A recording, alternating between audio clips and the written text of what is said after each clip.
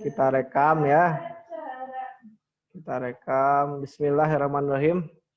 Kita lanjut ke topik selanjutnya ya setelah kita mempelajari mineral, dasar-dasar mineral, kemudian pengantar di batuan beku. Kita masuk ke tekstur ya. Dari batuan beku ya.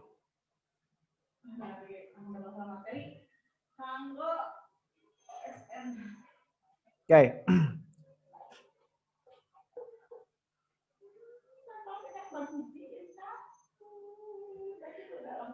Derajat dari pendinginan itu berpengaruh besar terhadap ukuran dan susunan dari kristal. Gitu ya. Yang itu kemudian kita sebut dengan istilah tekstur, gitu ya. Jadi geolog mendeskripsikan penampilan keseluruhan batuan berdasarkan pertama ukuran, yang kedua adalah bentuk, dan yang ketiga adalah susunan dari butir-butirnya. Yang secara umum ini kita sebut dengan istilah tekstur. Ya, ukuran, bentuk, susunan, butir mineral.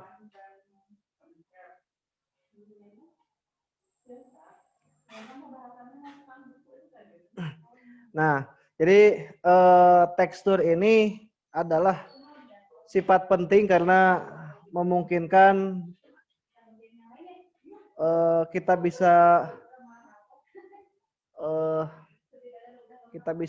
menentukan kira-kira bagaimana asal mula dari suatu batuan gitu ya. Sehingga dari batuan itu kita tahu asal mula dari suatu lokasi itu sejarahnya seperti apa. Nah, rapid cooling produces smaller crystals and slower cooling allows time for larger crystals to form.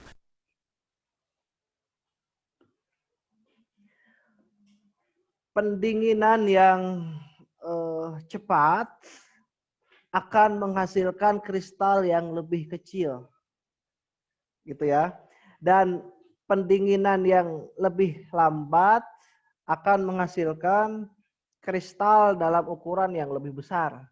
Nah, kalau kita lihat gambar ini, maka kita lihat di sebelah kiri ini kan ukuran kristal atau ukuran mineralnya itu lebih kecil ya, kecil. Nah, ketika ukurannya kecil, maka kita harus sudah connect di pikiran kita bahwa oh ini berarti derajat pendinginannya itu berlangsung cepat gitu ya. Sementara ini ketika ukuran mineralnya besar-besar seperti ini ya, maka kita bisa menginterpretasikan bahwa pembentukan batuan ini atau mineral ini berlangsung lebih lambat gitu ya pendinginannya.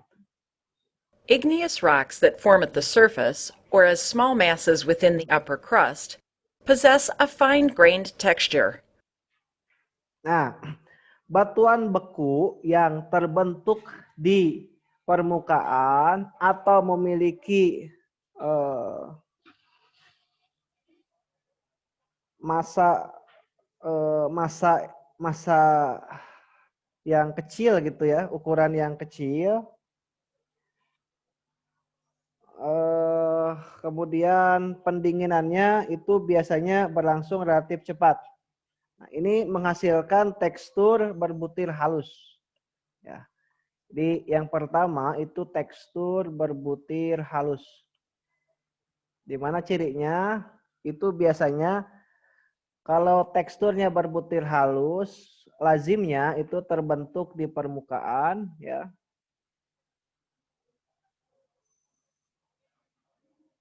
Kemudian dia memiliki massa dasar yang kecil ya.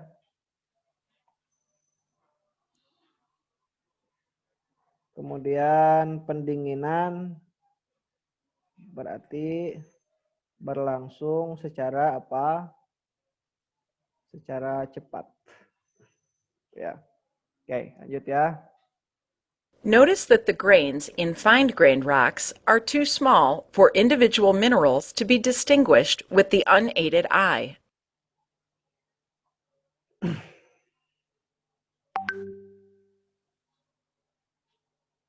Nah,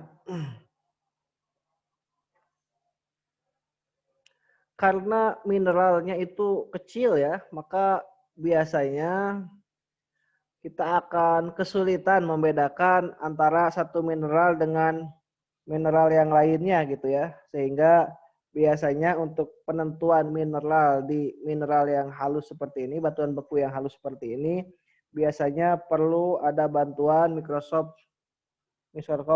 polarisasi ya, atau yang lebih canggih dari itu. Jadi tidak bisa hanya mengandalkan mata telanjang saja. Many fine-grained rocks contain voids left by gas bubbles that escape as lava solidifies.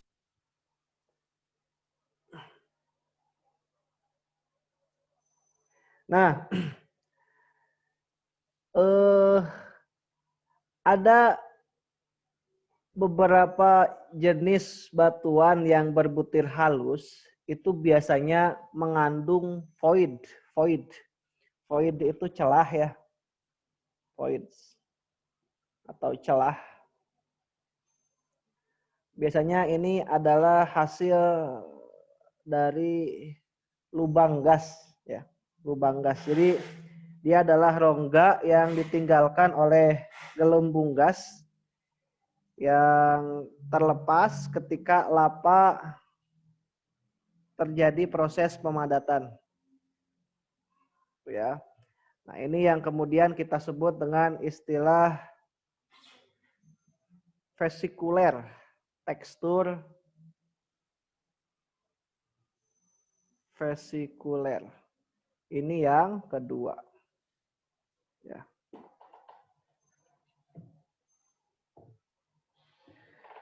Batuan yang memiliki tekstur vesikuler seringkali terbentuk di zona atas aliran lava, di mana pendinginan ini terjadi cukup cepat ya. Untuk apa? Untuk mempertahankan rongga yang dihasilkan oleh gelembung gas, sehingga terjadilah batuan yang ada bolong-bolongnya gitu ya. Jadi gas keluar di sini. Tidak masif seperti batuan yang ada di gambar sebelumnya. These volcanic rocks usually form near the surface of lava flows and are said to exhibit a vesicular texture.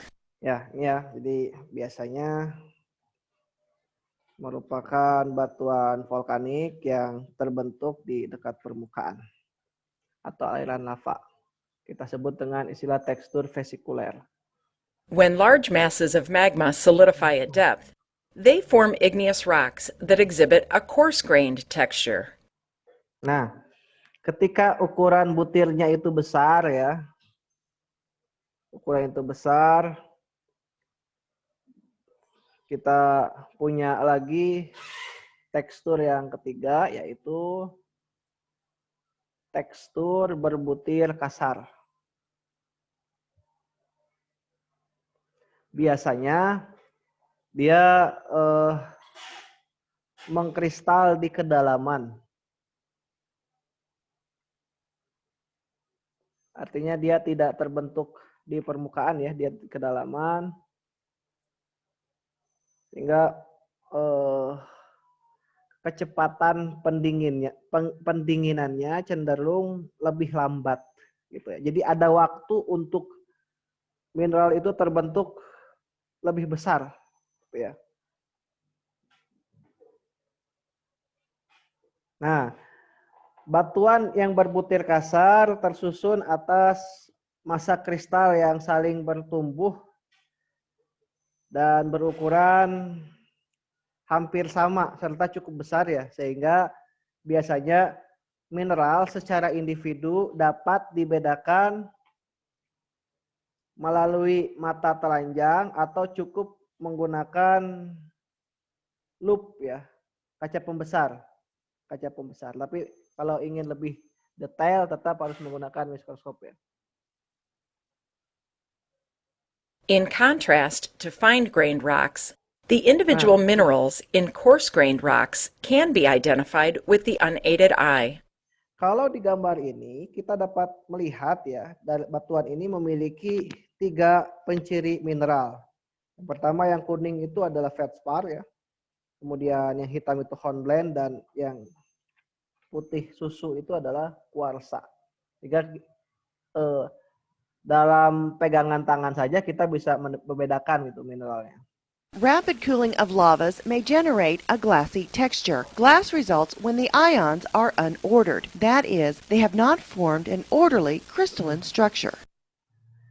Oke, kita masuk ke poin yang keempat ya. Jadi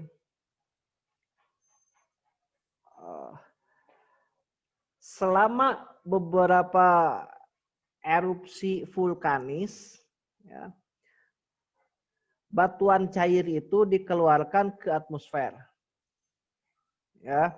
Kemudian ia mengalami pendinginan yang sangat cepat. Nah, saking cepatnya dia menghasilkan tekstur yang kita sebut juga dengan sebutan tekstur glasi atau tekstur kaca, ya, tekstur kaca. Jadi sebelum dia menghasilkan struktur kristal yang teratur, dia keburu terbentuk gitu ya, keburu terbentuk. Jadi kalau kita lihat penampakan secara alami, dia mirip seperti potongan kaca. Warnanya memang cenderung gelap, tapi ada juga yang terang sih ya.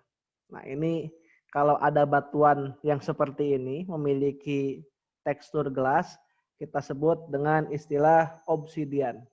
Ya, obsidian. Itu tekstur yang keempat ya. Lanjut. Rocks with a glassy texture, like obsidian, also form when silica-rich lava is extruded as a viscous mass that solidifies as a glass. Nah, batuan dengan tekstur gelas seperti obsidian ini juga terbentuk ketika lava yang mengandung silika yang tinggi itu terekstruksi ya. Jadi keluar gitu ya. Keluar sebagai massa yang mengalir, kemudian dia terpadatkan sebagai gelas. During some volcanic eruptions, silica-rich lava is ejected into the atmosphere, where it is chilled quickly. These events can generate a frothy mass of fine shards of intertwined glass called pumice. Nah, selama erupsi vulkanik ada lava yang mengandung silika tinggi. Ini juga keluar ke atmosfer ya, di mana dia membeku secara cepat juga. Tetapi dia memiliki tekstur yang lebih unik dari yang sebelumnya ya. Dia ada celah begitu ya. Ada celah, ada lubang yang dia saling terhubung satu sama lain. Nah, ketika dia saling terhubung, ini kita namakan sebagai pumice. Atau kalau bahasa Indonesia kita sebut dengan istilah batu apung. Ya. Match the textural terms by dragging the names in the center boxes to the appropriate rock samples. Oke, ini sebagai pertanyaan saja ya. Jadi kalau kita lihat, ini adalah tekstur yang halus, kemudian ini tekstur kasar.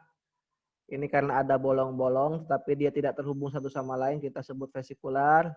Ini tekstur seperti pecahan kaca, kita sebut dengan tekstur gelas atau tekstur kaca. Click on the text which describes the environment in which this rock most likely formed. Ditanyakan di luar forum ini. Untuk tekstur mungkin seperti itu dulu. Kita lanjut nanti di serial selanjutnya kita akan bahas terkait dengan komposisi dari batuan beku. Ya, itu dulu. Semoga dapat dipahami. Terima kasih.